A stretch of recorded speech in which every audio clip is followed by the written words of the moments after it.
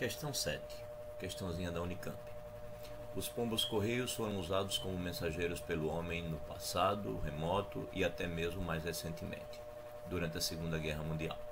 Experimentos mostraram que seu mecanismo de orientação envolve vários fatores, entre eles a orientação pelo campo magnético da Terra. No experimento, um ímã fixo na cabeça de um pombo foi usado para criar um campo magnético adicional ao da Terra. A figura abaixo mostra a direção dos vetores dos campos magnéticos do ímã, BI, e da Terra, BT.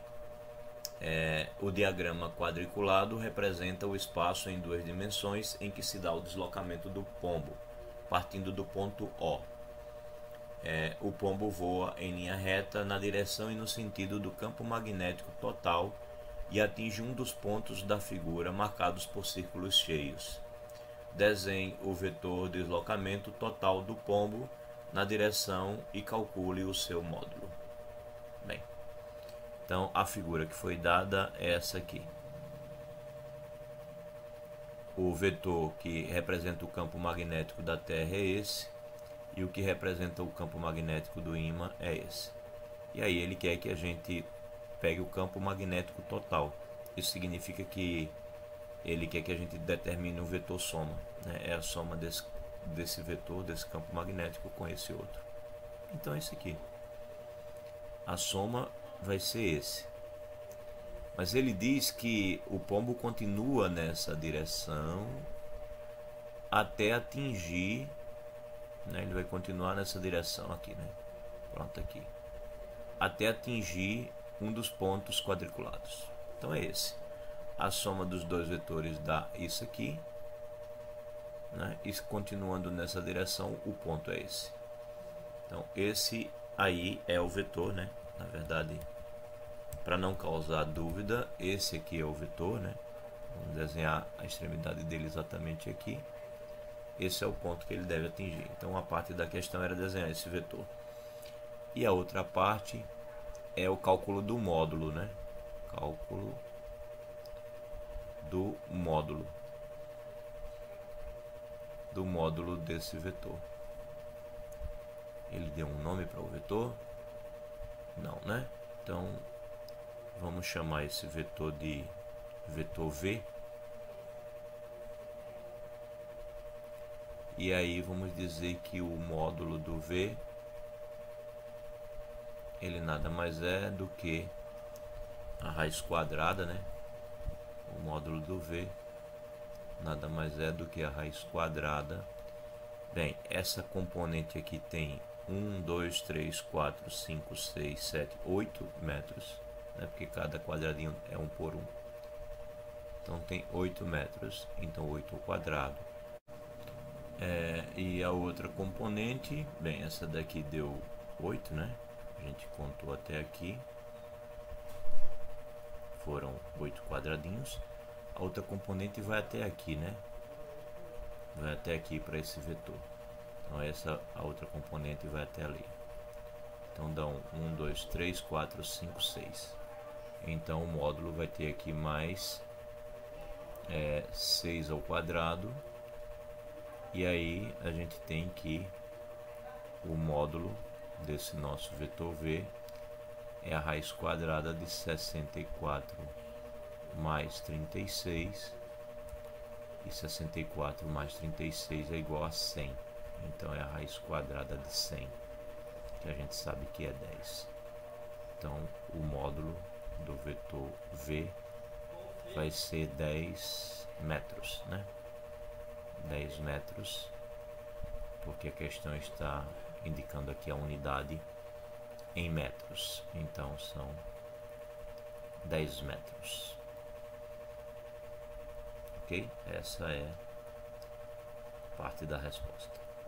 Então a resposta é esse vetor V, a outra esses 10 metros. Bem, eu não deixaria esse desenho com essa parte aqui para ninguém achar que parte da resposta são esses dois vetores aí que eu desenhei.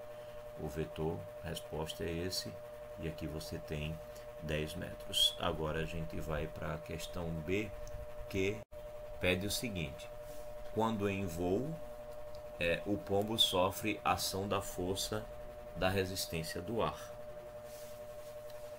O módulo da força de resistência do ar depende da velocidade v do pombo. Então, segundo a expressão, essa velocidade,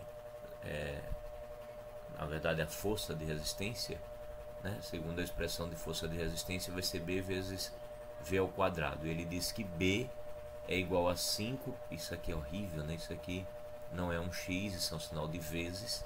Então, vezes 5 vezes 10 elevado a menos 3 quilogramas por metro. Então, sabendo que o pombo voa horizontalmente com velocidade constante, quando o módulo da componente horizontal da força exercida por suas asas é F asas igual a 0,72 N, calcule a velocidade do pombo. E aí ele avisa que a gente vai ter que usar a primeira lei de Newton. Então, existe essa solução comentada na internet também. Eu vou usar, tá? Uma das soluções comentadas, que eu acho muito interessante do jeito que está colocado. E ele diz o seguinte: como ele está falando que a velocidade é constante, isso significa dizer que não há de fato uma força mudando essa velocidade, né? A velocidade está sempre o tempo todo igual.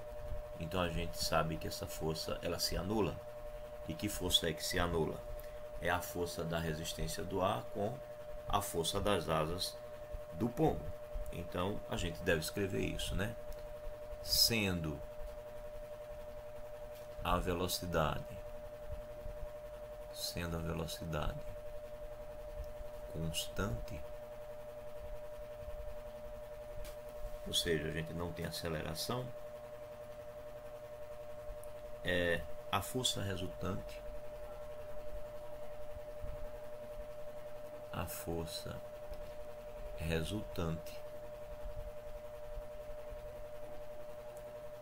deve ser nula.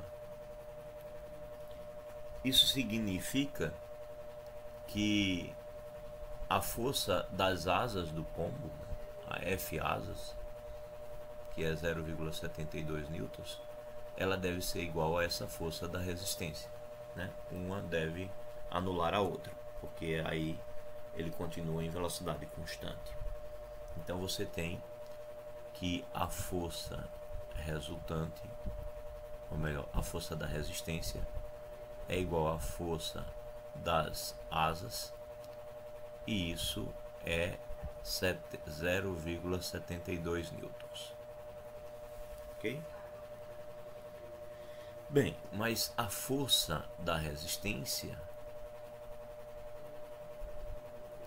é dado por B vezes V ao quadrado. B vezes V ao quadrado. E B é 5 vezes 10 a menos 3. Então, isso vezes V ao quadrado. Bem, olhando essas duas igualdades, a gente tem a seguinte igualdade, né? A gente tem então que 0,72 vai ser igual a 5 vezes 10 a menos 3 vezes V ao quadrado. O que nos leva a concluir que, bem, vamos calcular o V ao quadrado. Aqui você vai usar o Sistema Internacional de Unidades. Eu não estou usando a unidade agora, eu coloco lá no final, que a velocidade no final vai, já que é o Sistema Internacional de Unidades, vai dar metros por segundo, né? Então agora eu preciso só calcular quem é o V ao quadrado. Bem, o V ao quadrado ele é igual a 0,72 dividido por 5 vezes 10 a menos 3. 10 a menos 3 é 1 sobre 1000, né? Porque 10 a terceira é 1000. Então dá isso. Isso daqui é igual a 0,72 dividido por 5 sobre 1000. Então, isso é igual a 0,72 vezes 1000 dividido por 5, né? Vezes 1000 dividido por 5. Portanto, V ao quadrado é igual vezes 1000. 1, 2, 3. 720, né? 0,72 vezes 1000 vai dar 720 dividido por 5. E aí, V ao quadrado vai ser igual a quanto? Bem, 720 dividido por 5 vai ser... Bem, vai dar 1, vai sobrar 2, 2, vai dar 4, vai sobrar 2, 0, vai dar 4, não vai sobrar nada. 5 vezes 4, 22, tá certo. Então dá 144, portanto, V ao quadrado é igual a 144. E aí você conclui, portanto, que V é igual a 12, né? Porque a raiz quadrada de 144 é 12 metros por segundo, que é a unidade de medida internacional que a gente está usando aqui, né? Newton, metros, etc. Pois bem, é assim que termina então essa questão 7.